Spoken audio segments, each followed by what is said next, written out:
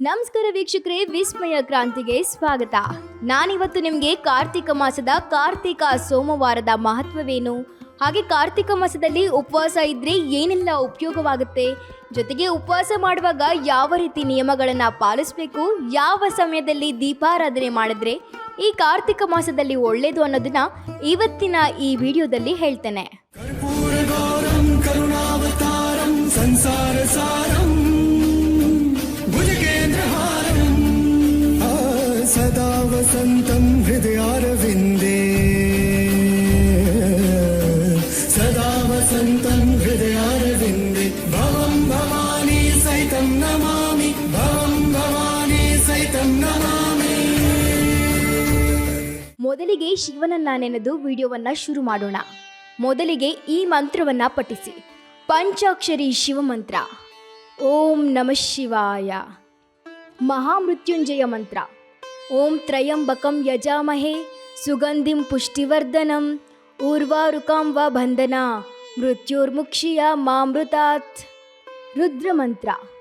ಓಂ ನಮೋ ಭಗವತೆ ರುದ್ರಾಯ. ಶಿವಗಾಯತ್ರಿ ಮಂತ್ರ. ಓಂ ತತ್ಪುರುಷಾಯ ವಿದ್ಮಹೇ ಮಹಾದೇವಾಯ ಧೀಮಹಿ ತನ್ನೋ ರುದ್ರ ಪ್ರಚೋದಯಾತ್. ಕಾರ್ತಿಕ ಮಾಸ ಅಂದ್ರೆ ಸಾಕು, ಭಕ್ತರೆಲ್ಲರಿಗೂ ಭಕ್ತಿ ಉಕ್ಕಿ ಹರಿಯುತ್ತೆ. ಹೌದು, ಈ ಮಾಸವೇ ಅಂತಹದ್ದು.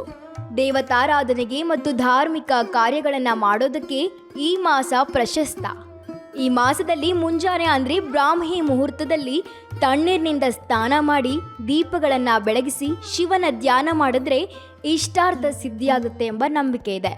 ಹಿಂದೂ ಧರ್ಮದಲ್ಲಿ ಸೋಮವಾರವನ್ನು ಸಾಮಾನ್ಯವಾಗಿ ಶಿವನ ಆರಾಧನೆಗೆ ಮೀಸಲಿಡಲಾಗುತ್ತೆ. ಹೌದು, ಕಾರ್ತಿಕ ಮಾಸ ಅನ್ನೋ ಹೆಸರು ಹೇಗೆ ಬಂತು ಅಂದರೆ, ಶಿವಕುಮಾರ ಕಾರ್ತಿಕೇಯ ತಾರಕಾಸುರ ಎಂಬ ರಾಕ್ಷಸನನ್ನ ಸಂಹಾರ ಮಾಡಿದಂತೆ. ಕಾರ್ತಿಕೇಯನ ಈ ಶೌರ್ಯವನ್ನು ಗೌರವಿಸೋದಕ್ಕೆ ಹಾಗೂ ಸ್ಮರಿಸಲು ಈ ತಿಂಗಳಿಗೆ ಕಾರ್ತಿಕ ಮಾಸ ಅಂತ ಕರೀತಾರೆ.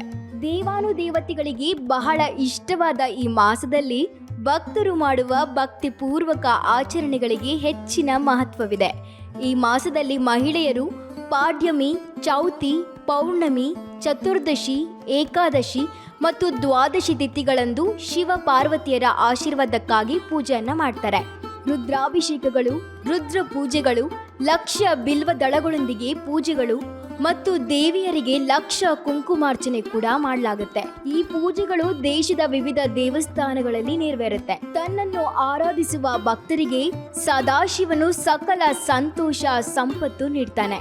ಆದ್ರಿಂದಲೇ ಭಗವಂತನಿಗೆ ಆಶುತೋಷ ಎಂಬ ಬಿರುದು ಕೂಡ ಸಿಕ್ಕಿದೆ ಅಂತ ಕಥೆ ಇದೆ. ಹಿಂದೆ ನೈಮಿಷಾರಣ್ಯ ಆಶ್ರಮದಲ್ಲಿ ಸೂತ ಮಹಾಮುನಿಯು ಶೌನಿಕಾದಿ ಮಹಾಮುನಿಗಳಿಗೆ ಕಾರ್ತಿಕ ಮಾಸದ ವ್ರತದ ಮಹಿಮೆಯನ್ನ ವಿವರಿಸಿದ್ರು ಅಂತ ಪುರಾಣದಲ್ಲಿ ಹೇಳಲಾಗುತ್ತೆ. ಕಾರ್ತಿಕ ಮಾಸವು ಮನುಷ್ಯನಲ್ಲಿನ ಅಹಂ, ಕೋಪ ಇನ್ನಿತರ ಸಮಸ್ಯೆಗಳನ್ನು ತೊಡೆದು ಹಾಕಿ ಮೋಕ್ಷವನ್ನ ನೀಡಲಾಗುತ್ತೆ ಅಂತ ಕೂಡ ಹೇಳಿದ್ರಂತೆ. ಶ್ರೀ ಮಹಾವಿಷ್ಣುವು ಪಾಲಕದಲ್ಲಿ ಆದಿಶೇಷನ ಅಂಗೈಯಲ್ಲಿ ಆಷಾಢ ಶುದ್ಧ ಏಕಾದಶಿಯಂದು ಯೋಗ ನಿದ್ರೆಯನ್ನು ಪ್ರಾರಂಭಿಸ್ತಾನೆ ಮತ್ತು ಕಾರ್ತಿಕ ಶುದ್ಧ ಏಕಾದಶಿಯಂದು ಮತ್ತೆ ಯೋಗ ನಿದ್ರೆಯಿಂದ ಎಚ್ಚರಗೊಳ್ತಾನೆ. ಅದಕ್ಕಾಗಿ ಕಾರ್ತಿಕ ಶುದ್ಧ ಏಕಾದಶಿಯನ್ನ ಉತ್ಥಾನ ಏಕಾದಶಿ ಅಂತ ಕರೆಯಲಾಗುತ್ತೆ. ಇಂದು ಬಹಳ ಶುಭಕರವಾಗಿದೆ. ಈ ದಿನ ವಿಷ್ಣು ಸಹಸ್ರನಾಮ ಪಾರಾಯಣ ಮತ್ತು ವಿಷ್ಣುವಿಗೆ ಇಷ್ಟವಾಗುವ ಗೋವಿಂದ ನಾಮ ಸಂಕೀರ್ತನೆಗಳನ್ನು ಪಠಿಸಿದ್ರೆ ತುಂಬ ಒಳ್ಳೆಯದು. ಪುರಾಣಗಳ ಪ್ರಕಾರ ಶಂಕಾಸುರ ಎಂಬ ರಾಕ್ಷಸ ಬ್ರಹ್ಮದೇವನಿಂದ ವೇದಗಳನ್ನು ಕದ್ದು ಓಡಿ ಹೋಗುವಾಗ ವೇದಗಳು ಆತನ ಕೈಯಿಂದ ಜಾರಿ ಸಮುದ್ರದೊಳಗೆ ಬೀಳುತ್ತೆ. ಆಗ ದೇವಾನುದೇವತೆಗಳು ವಿಷ್ಣುವಿನ ಮೊರೆ ಹೋಗಿ ವೇದಗಳನ್ನು ರಕ್ಷಿಸು ಸ್ವಾಮಿ ಅಂತ ಪ್ರಾರ್ಥಿಸ್ತಾರೆ. ಆಗ ವಿಷ್ಣುವು ಮತ್ಸ್ಯ ಅವತಾರವನ್ನ ತಾಳಿ ವೇದಗಳನ್ನು ರಕ್ಷಿಸಲು ನೀರಿನಲ್ಲಿ ಉಳಿದುಕೊಳ್ತಾನಂತೆ. ಅದೇ ಕಾರಣಕ್ಕಾಗಿ ಕಾರ್ತಿಕ ಮಾಸದಲ್ಲಿ ಪವಿತ್ರ ನದಿ, ಕೊಳದಲ್ಲಿ ಸ್ನಾನ ಮಾಡುವ ಪದ್ಧತಿ ಇದೆ. ಈ ಮಾಸದಲ್ಲಿ ಯಾವ ವ್ಯಕ್ತಿ ವಿಷ್ಣುವನ್ನ ಪೂಜಿಸ್ತಾನೋ ಆತನ ಮರಣದ ನಂತರ ವೈಕುಂಠದಲ್ಲಿ ಸ್ಥಾನವನ್ನು ಪಡೆದುಕೊಳ್ತಾನೆ ಎಂಬ ನಂಬಿಕೆ ಕೂಡ ಇದೆ. ಅಷ್ಟೇ ಅಲ್ಲ, ದಕ್ಷಿಣ ಶಾಪದಿಂದ ಪಾರಾಗಲು ಮತ್ತು ಮಹಾದೇವನ ಆಶೀರ್ವಾದ ಮತ್ತು ಅವನ ಜಡೆಯಲ್ಲಿ ಸ್ಥಾನ ಪಡೆಯೋದಕ್ಕೆ ಚಂದ್ರನು ಸೋಮವಾರ ವ್ರತವನ್ನ ಆಚರಿಸ್ತಾ ಅನ್ನೋ ನಂಬಿಕೆ ಇದೆ. ಕಾರ್ತಿಕ ಮಾಸವು ವಿಷ್ಣುವಿನ ಮಾಸವಾದರೂ ಶಿವನ ಆರಾಧನೆ ಮಾಡೋದು ವಿಶೇಷ. ಕಾರ್ತಿಕ ಮಾಸಕ್ಕೂ ಕೃಷ್ಣನ ಮಡದಿ ರುಕ್ಮಿಣಿಗೂ ನಂಟಿದೆ. ಪದ್ಮ ಪುರಾಣದ ಪ್ರಕಾರ ರುಕ್ಮಿಣಿ ತನ್ನ ಹಿಂದಿನ ಜನ್ಮದಲ್ಲಿ ಗಂಗಾ ತೀರದಲ್ಲಿ ವಾಸಿಸ್ತಾ ಇದ್ದ ವಿಧವೆ ಬ್ರಾಹ್ಮಣ ಮಹಿಳೆ. ಆಕೆ ಪ್ರತಿದಿನವೂ ಗಂಗೆಯಲ್ಲಿ ಸ್ನಾನ ಮಾಡಿ ತುಳಸಿ ಪೂಜೆ ಮಾಡಿ ವಿಷ್ಣುವನ್ನ ಪೂಜಿಸ್ತಿರ್ತಾಳೆ. ಕಾರ್ತಿಕ ಮಾಸದಲ್ಲಿ ಮಾಡಿದ ಪೂಜೆಯ ಫಲವಾಗಿ ಆಕೆಗೆ ಮುಕ್ತಿ ದೊರೆತಂತೆ. ಜೊತೆಗೆ ಆಕೆಯ ಪುಣ್ಯ ಫಲದಿಂದಾಗಿ ಆಕೆ ತನ್ನ ಮುಂದಿನ ಜನ್ಮದಲ್ಲಿ ಶ್ರೀಕೃಷ್ಣನ ಪತ್ನಿಯಾದ್ದು ಅಂತ ಹೇಳಲಾಗುತ್ತೆ. ಕಾರ್ತಿಕ ಮಾಸದಲ್ಲಿ ಶಿವನ ಪೂಜೆ ಮಾಡೋದ್ರಿಂದ ಏನೆಲ್ಲ ಪ್ರಯೋಜನವಾಗುತ್ತೆ ಗೊತ್ತಾ? ಕಾರ್ತಿಕ ಮಾಸದ ಸೋಮವಾರದಂದು ಭಗವಾನ್ ಶಿವನನ್ನ ಪೂಜಿಸೋದ್ರಿಂದ ದೈಹಿಕ ಕಾಯಿಲೆಗಳು, ಕೌಟುಂಬಿಕ ಕಲಹಗಳು, ಹಣದ ಒತ್ತಡಗಳು ದೂರವಾಗುತ್ತೆ. ಅಷ್ಟೇ ಅಲ್ಲ, ಅವಿವಾಹಿತ ಕನ್ಯೆಯರು ಶಿವನನ್ನ ಕಾರ್ತಿಕ ಮಾಸದಲ್ಲಿ ಪೂಜಿಸೋದ್ರಿಂದ ಶಿವನಂತಹ ವರ ಸಿಗ್ತಾನೆ ಮತ್ತು ವಿವಾಹದಲ್ಲಿ ಯಾವುದೇ ರೀತಿಯ ಅಡ್ಡಿ ಆತಂಕಗಳು ಬರೋದಿಲ್ಲ ಎಂಬ ನಂಬಿಕೆ ಇದೆ. ಕಾರ್ತಿಕ ಸೋಮವಾರದಂದು ಶಿವನನ್ನ ಹೇಗೆ ಆರಾಧಿಸಬೇಕು ಎಂಬ ಗೊಂದಲವಿದ್ಯಾ? ನಿಮ್ಮ ಸಂಶಯಗಳಿಗೆ ಇಲ್ಲಿದೆ ಉತ್ತರ. ಕಾರ್ತಿಕ ಸೋಮವಾರದಂದು ಮುಂಜಾನೆ ಸ್ನಾನ ಮಾಡಿದ ನಂತರ ಯಾವುದಾದರೂ ಶಿವ ದೇವಾಲಯಕ್ಕೆ ಹೋಗಿ ಅಲ್ಲಿನ ಶಿವಲಿಂಗಕ್ಕೆ ಹಾಲಿನಿಂದ ಅಭಿಷೇಕ ಮಾಡಿ.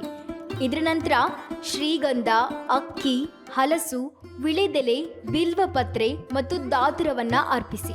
ಜೊತೆಗೆ ಓಂ ನಮಃ ಶಿವಾಯ ಎನ್ನುವ ಮಂತ್ರವನ್ನ ಪಠಿಸಿ. ಆದರೆ ನೀವು ಶಿವನನ್ನ ಪೂಜಿಸಬೇಕಾದ್ರೆ ತಾಜಾ ಹಾಲನ್ನ ಮಾತ್ರ ಬಳಸಬೇಕು. ಶಿವನಿಗೆ ಅರಿಶಿನವನ್ನ ಅರ್ಪಿಸಬಾರ್ದು. ಅಲ್ಲದೆ ಈ ಕಾರ್ತಿಕ ಮಾಸದಲ್ಲಿ ಸುಳ್ಳು ಹೇಳೋದನ್ನ ನಿಲ್ಲಿಸಿ. ಇವುಗಳಲ್ಲಿ ಯಾವುದಾದ್ರೂ ಒಂದು ತಪ್ಪನ್ನು ಮಾಡಿದ್ರೂ ನೀವು ಮಾಡಿದ ಪೂಜೆಯ ಫಲ ಸಿಗೋದಿಲ್ಲ. ನೀವೇನಾದರೂ ಕಾರ್ತಿಕ ಸೋಮವಾರದಂದು ಉಪವಾಸ ಮಾಡ್ತಾ ಇದ್ರೆ ನೀವು ಸಾಬುದಾನ, ಹಣ್ಣು ಮತ್ತು ಹಣ್ಣಿನ ರಸವನ್ನ ಮಾತ್ರ ಸೇವಿಸಬೇಕು. ಶಿವನಿಗೆ ಸಂಜೆ ಪೂಜೆಯನ್ನ ಸಲ್ಲಿಸಬೇಕು. ಅಂದ್ರೆ ಪ್ರದೋಷ ಕಾಲವಾದ ಸೂರ್ಯಾಸ್ತದ 1 ಗಂಟೆಯ ಮೊದಲು ಪೂಜೆಯನ್ನ ಮಾಡಬೇಕು. ಮರುದಿನ ಬೆಳಿಗ್ಗೆ ಶಿವನಿಗೆ ಪ್ರಾರ್ಥನೆ ಸಲ್ಲಿಸುವ ಮೂಲಕ ಉಪವಾಸವನ್ನ ಮುರಿಬೇಕು. ನೋಡಿದ್ರಲ್ಲ ವೀಕ್ಷಕರೇ, ಕಾರ್ತಿಕ ಮಾಸದ ಮಹತ್ವವನ್ನ. ಇನ್ನಷ್ಟು ಇಂಟ್ರೆಸ್ಟಿಂಗ್ ವಿಷಯಗಳನ್ನ ತಿಳಿದುಕೊಳ್ಳೋದಕ್ಕೆ ನಮ್ಮ ಚಾನಲ್ ವಿಸ್ಮಯ ಕ್ರಾಂತಿಗೆ ಲೈಕ್ ಮಾಡಿ, ಶೇರ್ ಮಾಡಿ, ಹಾಗೆ ಸಬ್ಸ್ಕ್ರೈಬ್ ಮಾಡಿ.